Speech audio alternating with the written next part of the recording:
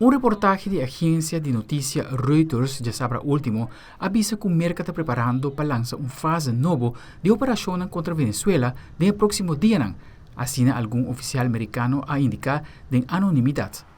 El militar americano aumenta su presencia en el Caribe de últimas semanas de medio de relación tenso con Venezuela.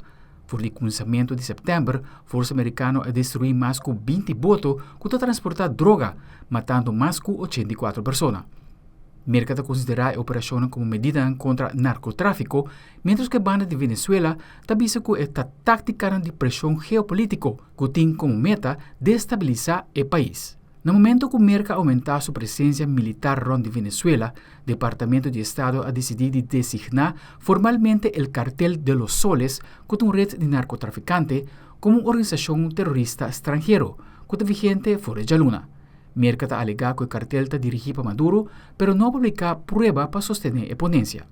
Presidente Maduro ha reaccionado avisando que la última acusación de parte de Merca está sin base, enfatizando que Venezuela está indestructible de cara de menasanan y guerra psicológica que Merca está conduciendo. Ese es según un reporte que un medio de comunicación venezolano ha publicado el domingo. El reporte avisa que Maduro ha ordenado al país para quedar alerta y conducir ejercicios de preparación militar de anticipación de un posible ataque de parte de Merca. Aldric Werleman, Telenoticia.